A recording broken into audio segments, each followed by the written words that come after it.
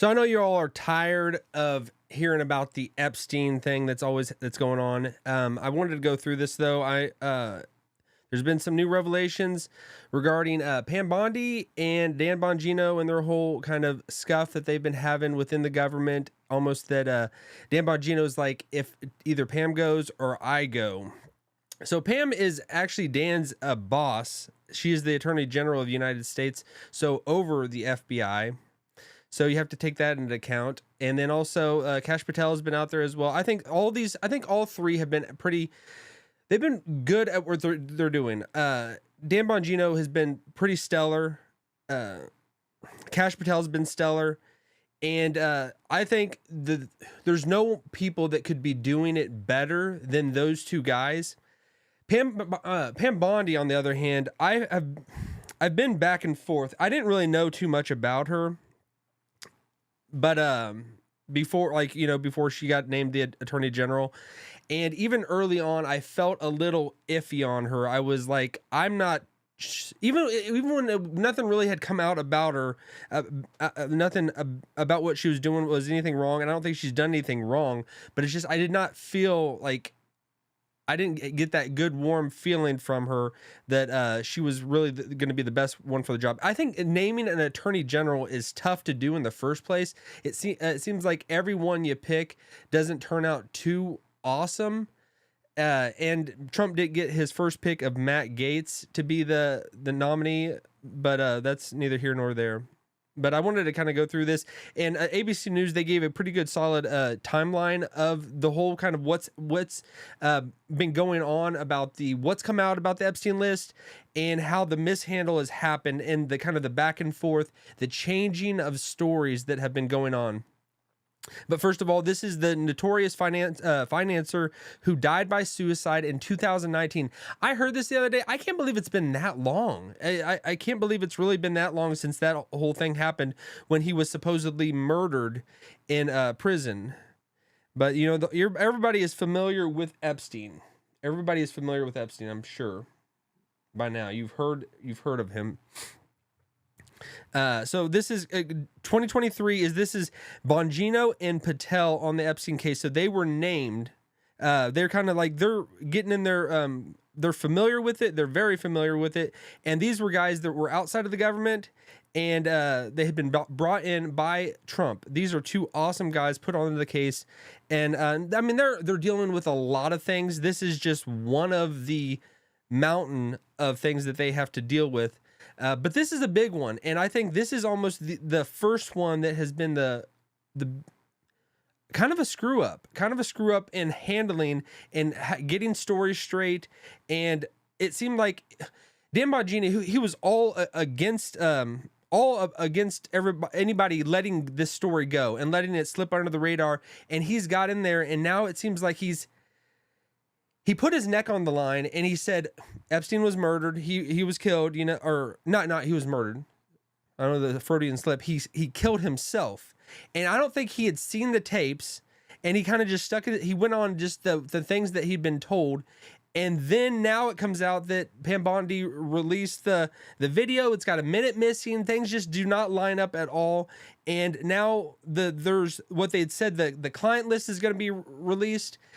There's no more client list. All right, so February 20 this year, DOJ releases first phase of the Epstein files. So then it was back in February that Pam Bondi was ready to kind of just start talking about the file is on my desk. I have it before me. The client list is right in front of me. I'm going to be analyzing it, looking it over. And then we kind of like fast forward, and it starts getting kind of weirder as we get into May. It says Bondi in May 7th this year, Bondi claims there are 10,000s of Epstein videos. And then July just a week ago, Epstein memo released, and this is what was kind of put out there, released to Axios, and it was just almost a joke that it was released to them, that just almost to hide it that it wasn't going to be a big deal, so people don't focus on it. Just after July 4th weekend, just slip it in there and just try to just put it out there, so it's kind of it's everybody can take what they will, get their kind of their story straight, and get their questions ready to go. And she just wanted to slip it out there, almost gives no credible evidence about what she put out there. It just doesn't line up with what she released. It says, then Trump has stood with Pam Bondi, but we know that Trump is somebody that is always, he's playing 4 moves ahead, it seems like. So I don't know if he's out in the open saying that he's with her, he's staying with her, that because she's loyal, because she has been loyal to him. But then over the end of the week last week, Dan Bongino has come out and said either she goes or I'm going, and that was kind of the thing that just rocked the weekend. That Dan Bongino is threatening to leave the FBI. We need Dan Bongino in there, and I hope he does not leave. I hope he does not leave. But it seems like there is a scuffle that is happening behind the scenes, and almost that it tarnished his reputation of him going out there and saying, yeah, Epstein, he killed himself. You know, there's really nothing to see here. And then this mishandling of releasing the evidence of what we have so far, and now just retracting and going backwards and saying, oh, there is no client list at all.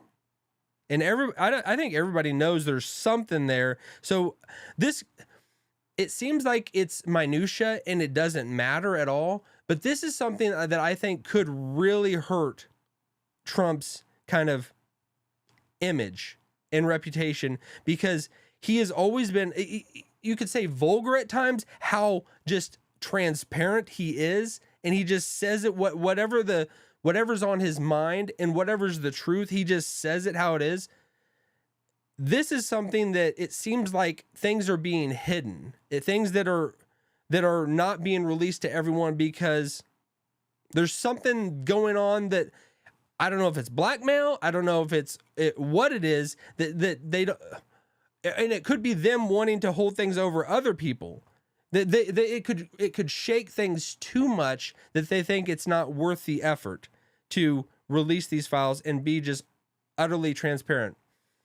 I mean, when we get into transparency and revealing everything, I guess there's the reason the CIA does what it does, and the reason that they work in the dark a lot of times, and that nobody knows anything that's going on. It's probably because maybe it's not in the best interest of everybody to know everything that's going on. And maybe that's why, I think the whole thing with Bondi, though, is it's not that they want to be hush hush about this and they want to keep it on the down low and not release everything, but it's more of how she's went back and forth. She is running to the microphone. She is releasing things. She is saying things on news networks, and just almost to get the spotlight, to get attention. And now she is having to go back on it, a lot of it, as opposed to not saying anything in the first place. It's just that she is over promising, way under delivering.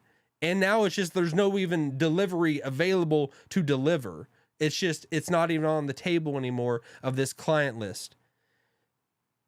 So there could be that there really is nothing there. Like there's nothing on paper that we don't have anything.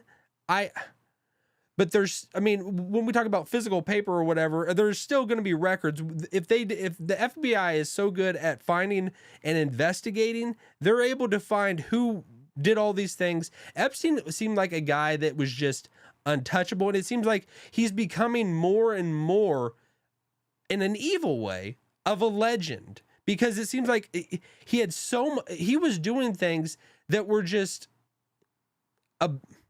above our atmosphere. He was doing things that were beyond what regular people can do, and how much power this guy had is just incredible. How much money he had was incredible. And I've heard that he wasn't even that brilliant of a person. He wasn't that amazingly smart or anything, but he was still able to just wield this power and just strong arm people and governments and higher officials. I don't know, just getting them to do something and then just blackmailing the hell out of them or what. But it's not about just what he's done, but it's like it's being built up more and more. And I think Trump, he needs to seriously take this as a real issue. He needs to take this as a real issue and just do a conference, just him just talking about it, not having Pam Bondi speak, him just talking through it and just talking through as much as he possibly can. Because, and if he wants to pull up Kash Patel and Dan Bongino, that would be great. It wouldn't hurt a thing. And just have them like go back and forth and talk through this. There's a reason I'm sure they don't do this a lot of the ways, but I mean, people that are in the government aren't as smart as we think. We always want to build them up and think they're the smartest people possible. A lot of things, it's the processes and the structures that they've put in place that are strong. And a lot of just regular guys, they don't know. They're just pushing numbers. But Trump needs to get ahead of this big time, because this is out of all the things he's done, I think everybody is pretty firm on board. If you trust in Trump, you think that he's doing a good job and he has the best interest. This is something that kind of flips it, because it seems like he's not revealing something. He's allowing this skirmish to take place underneath him, and I think he needs to address it big time and not just try to sweep it under the rug. He's going to hear it more and more, because every time if you bring up Epstein to him, he gets pretty ticked off. He doesn't want to hear about it. I think he wants to focus on his MAGA agenda of just making the economy great, making people's lives better, and he doesn't want to get sunk into this. But this is something that the Russia, all that stuff that everybody for years just put on him and try to make him like seem like he was a spy for Russia. That was one thing. That was something he just fought vehemently against, but people just kept coming at him. This is something that he really could get in front of. He could really just clear the air big time and just what people are wanting, what people have been promised, because the people underneath him, Pam Bondi, has promised and said that is out there. He could say, he could make her release at least what we have, what is actually there. You say there's no client list. You had a file. What was in that actual file that you said was on your desk, that you had the client list in front of you, and now it's suddenly just vanished. All right.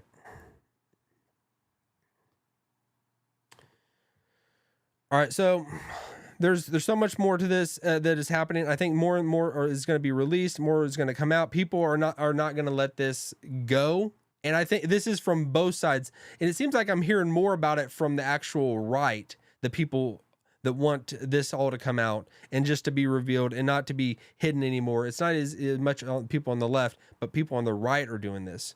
So that tells you something, that we want to hold the people that we've elected to as much, scrutiny as possible. We want to see what's really going on. But so we'll leave it at that. Make sure you follow me on Instagram and X at Brandon Fogel. Have a great day. Peace, everyone.